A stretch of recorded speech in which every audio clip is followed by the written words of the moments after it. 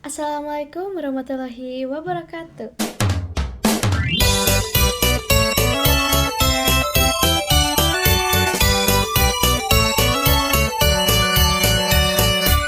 Perkenalkan, nama saya Raina Muknia Saidah dari kelas 12 Tata Boga SMK Plus Bani Muhtar Ranca Ekek. Di sini saya akan menjalankan tugas perbaikan nilai dari Ibu Kaila Arinda. Saya di sini membawa beberapa materi kelas 10 dan kelas 11. Saya akan menjelaskan di video selanjutnya.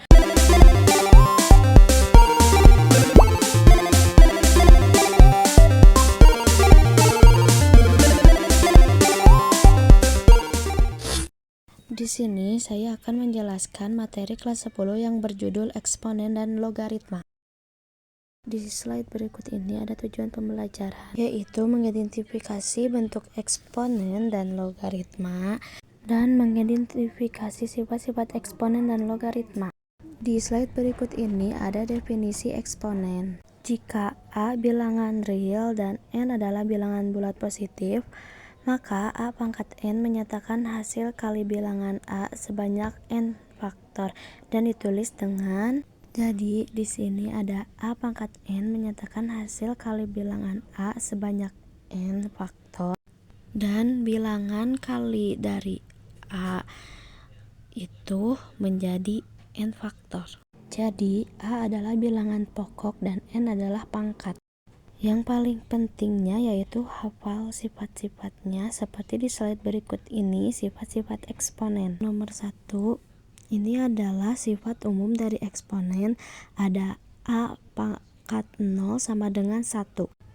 Jadi kalau ada bilangan yang di pangkat 0 itu sama dengan 1, tapi jika bilangannya itu 0 sendiri itu kan menjadi 0. Dan di sifat kedua ada A pangkat M kali A pangkat N sama dengan A pangkat M tambah N. Jadi jika dalam bentuk perkalian pangkat akan menjadi tambah. Dan yang perlu diingat bilangannya itu harus sama seperti X kali X, 3 kali 3, 2 kali 2 itu harus sama. Jika berbeda tidak bisa langsung ditambahkan. Contohnya seperti 3 pangkat 2 kali 6 sama dengan, kalau aku biasanya si 6-nya dijadikan pangkat kayak 3 pangkat 3. Jadi bilangannya sama. Dan jika dihasilkan itu jadi 3 pangkat 5. Di sifat nomor 3 ada A pangkat M per A pangkat N. Dalam bentuk pembagian pangkat akan dikurangi. Seperti contoh 2 pangkat 3 per 2 pangkat 5 sama dengan 2 pangkat 2.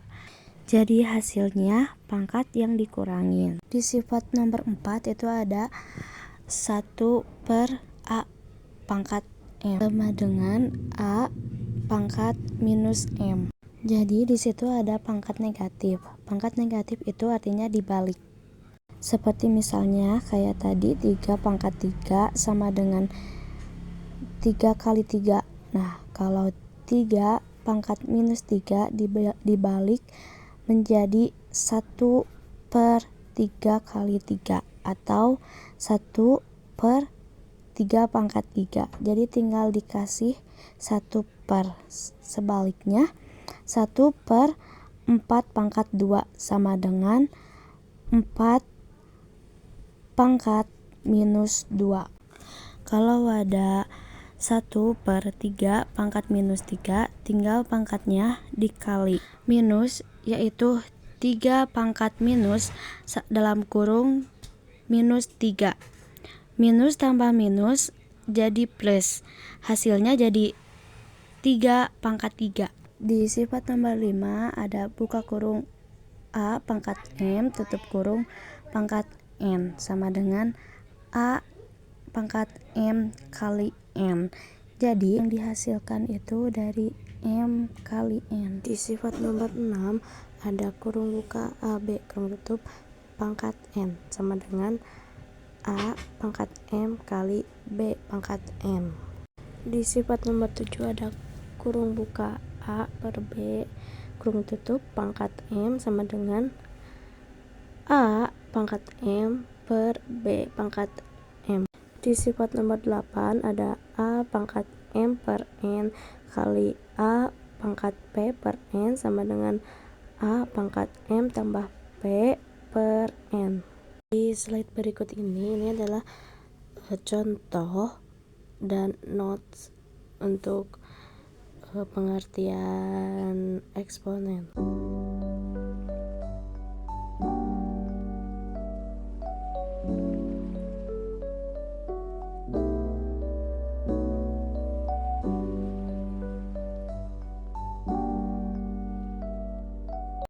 Di sini ada eksponen bentuk akar dan definisinya untuk setiap bilangan pangkat rasional M per N, di mana M dan N adalah bilangan bulat dan N lebih besar dari 0.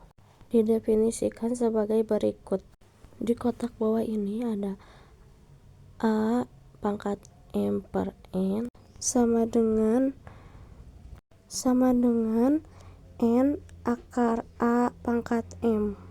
Jadi setiap pangkat per yang bawah akan di luar akar. Dan kotak yang di pinggir ada contoh A pangkat 1 per 2 sama dengan akar A. Yang kedua A pangkat 2 per 3 sama dengan 3 akar A pangkat 2.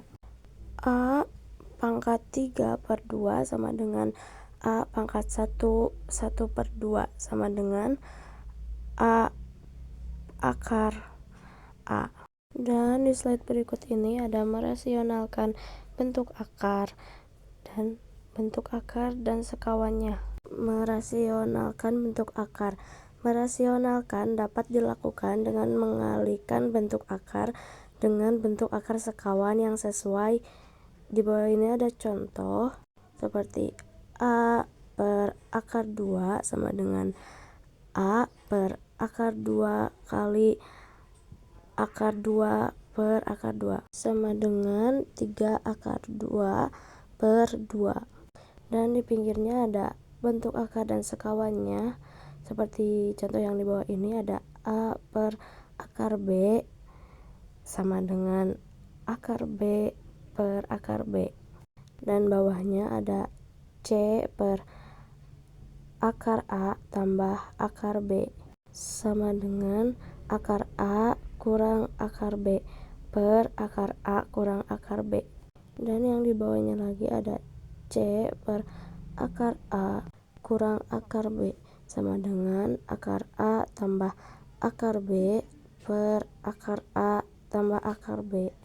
Dan di slide berikut ini kita sudah memasuki logaritma. Definisi logaritma. Jika A adalah bilangan positif, 0 lebih kecil A lebih kecil 1 atau A lebih besar 1, B lebih besar 0, pangkat log B sama dengan C. Dan hanya jika B sama dengan A pangkat C. Kotak bawah ini ada keterangan tentang logaritma seperti pangkat A adalah basis, log B adalah numerus sama dengan C adalah hasil dari logaritma. Di slide ini ada sifat-sifat logaritma. Di nomor 1 ada A log A sama dengan 1. Di sifat nomor 2 ada pangkat A log 1 sama dengan 0. Di sifat 3 ada pangkat A log A pangkat N sama dengan N. Di sifat nomor 6 ada pangkat A log dalam kurung B kali C tutup kurung sama dengan pangkat A log B tambah pangkat A log C. Di sifat nomor 5 ada pangkat log dalam kurung B per C tutup kurung sama dengan pangkat A log B minus pangkat A log C. Di sifat nomor 6 ada pangkat A log B pangkat N sama dengan N pangkat A log B. Di sifat nomor 7 ada pangkat A log B sama dengan pangkat M log B per pangkat M log A sama dengan 1 per pangkat B log A. Di sifat nomor 8 ada pangkat A log B kali pangkat B log C sama dengan pangkat A log C. Seperti itu penjelasan saya secara singkat tentang materi kelas 10 yang berjudul eksponen dan logaritma. Selanjutnya saya akan menjelaskan tentang materi kelas 11 yang berjudul transformasi geometri. Di video selanjutnya.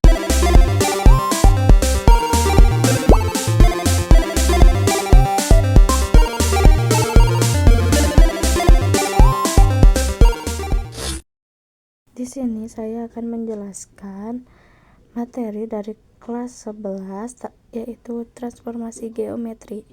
Di sini ada tujuan pembelajaran yaitu arti dari transformasi pada objek-objek geometri dan jenis-jenis transformasi. Apa arti transformasi? Transformasi merupakan perubahan terhadap suatu objek. Objek yang dimaksud pada transformasi geometri diantaranya dapat berupa di kotak bawah ini ada contoh seperti titik buka kurung X, titik Y, tutup kurung, dan di pinggirnya ada garis Y sama dengan AX tambah B, dan pinggirnya lagi ada bangun datar, ada siku A, siku D, siku B, dan siku C. Dan di slide ini ada jenis-jenis transformasi. Ada translasi, refleksi, rotasi, dan dilatasi. Yang pertama ada translasi atau pergeseran, dan ada definisi. Translasi adalah perubahan posisi suatu objek dengan jarak dan arah tertentu. Suatu translasi dapat diwakili oleh sebuah garis berarah. Translasi tidak mengubah bentuk objek. Garis arah translasi. Garis translasi terdiri dari arah pergerakan. Satu ada horizontal, kanan dalam kurung plus dan kiri dalam kurung minus. Bawahnya ada vertikal, atas dalam kurung plus dan bawah dalam kurung minus. Garis translasi dapat pula dinyatakan dalam bentuk matriks. Dalam kurung A baris B tutup kurung, nilai A menyatakan komponen horizontal dan B komponen vertikal. Translasi di samping dapat dituliskan sebagai dalam kurung 7 baris 4 tutup kurung. Untuk mencari bayangan segitiga ABC oleh translasi tersebut, maka A aksen sama dengan buka kurung 5 baris 7 tutup kurung tambah buka kurung 7 baris 4 tutup kurung sama dengan buka kurung 12 baris 11 tutup kurung. Yang kedua, B aksen sama dengan 2 baris 1 tambah 7 baris 4 sama dengan 9 baris 5. Yang ketiga, C aksen sama dengan 8 baris 2 tambah 7 baris 4 sama dengan 15 baris 6. Di sini ada formulasi translasi.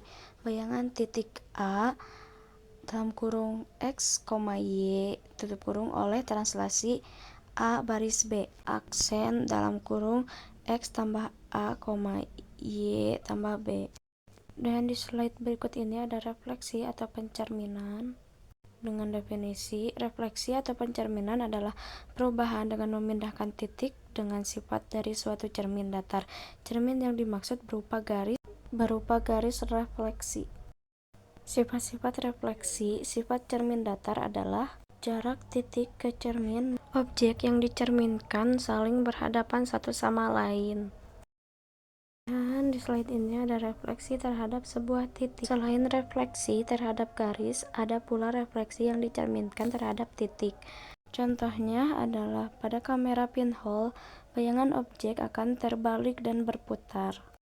Macam-macam refleksi. Refleksi terhadap sumbu X, titik A dalam kurung X, Y, jika direfleksikan terhadap sumbu X, maka bayangannya adalah A aksen dalam kurung X, minus Y. Di sini ada refleksi terhadap sumbu Y. Titik A dalam kurung X, Y. Jika direfleksikan terhadap sumbu Y, maka bayangannya adalah A aksen dalam kurung minus Y, Y, tutup kurung.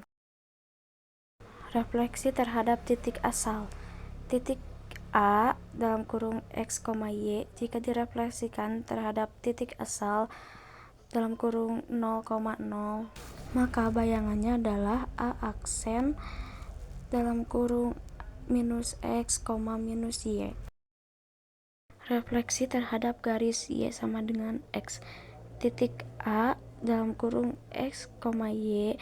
Jika direfleksikan terhadap garis Y sama dengan X, maka bayangannya adalah A aksen dalam kurung Y, X. Refleksi terhadap garis Y sama dengan min X.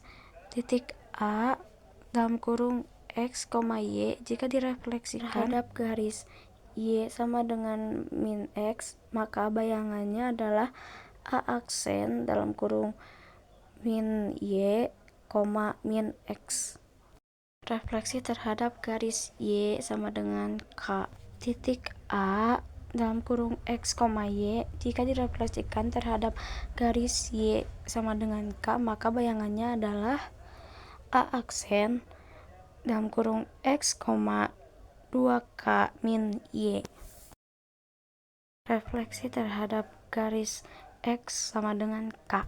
Titik A dalam kurung X, Y. Jika direfleksikan terhadap garis X sama dengan K, maka bayangannya adalah A aksen dalam kurung 2K min X, Y. Selanjutnya ada rotasi atau perputaran. Dan definisi, rotasi merupakan salah satu bentuk transformasi dengan memutarkan suatu objek berdasarkan sudut dan arah tertentu terhadap pusat rotasinya. Arah rotasi yang berlawanan dengan jarum jam bernilai positif, sebaliknya arah rotasi yang searah jarum jam bernilai negatif. Contoh rotasi dengan pusat 0,0 sebesar 90 derajat. Titik A, X, Y jika dirotasikan terhadap titik asal 0,0 sebesar 90 derajat, maka bayangannya adalah A aksen dalam kurung min Y, X. Rotasi dengan pusat 0,0 sebesar min 90 derajat. Titik A, X, Y jika dirotasikan terhadap titik asal 0,0 sebesar min 90 derajat, maka bayangannya adalah A aksen Y, min X. Rotasi dengan pusat 0,0 sebesar 180 derajat. Titik A, X, Y jika dirotasikan terhadap titik asal 0,0 sebesar 180 derajat, maka bayangannya adalah A aksen dalam kurung min X, min Y. Selanjutnya ada dilatasi, perbesaran atau perkecilan. Di sini ada definisi, dilatasi adalah perubahan yang berkaitan dengan ukuran objek dengan faktor skala tertentu, mengacu terhadap sebuah titik yang disebut titik pusat dilatasi. Di slide berikut ini ada faktor skala dilatasi. Faktor skala dilatasi ditentukan oleh panjang jarak titik pusat ke objek PA terhadap panjang titik pusat ke bayangan PA aksen. Pada contoh di samping berlaku PA aksen sama dengan 2PA, sehingga faktor skalanya adalah 2. Formulasi dilatasi.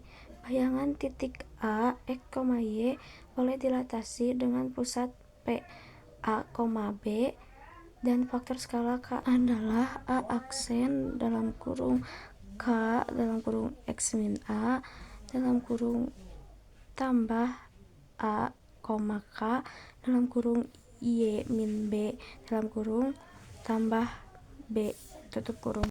Seperti itu penjelasan saya dan sepemahaman saya tentang materi kelas 11 yang berjudul transformasi geometri. Sekarang kita sudah ada di penghujung video. Saya sangat berterima kasih kepada teman-teman semua yang sudah menonton video saya, dan saya sangat berterima kasih kepada Ibu Kaila Arinda yang sudah memberikan saya tugas dan memberi saya kesempatan untuk memperbaiki nilai. Sekian dari saya, Raina Mugnia Saidah. Wassalamualaikum warahmatullahi wabarakatuh.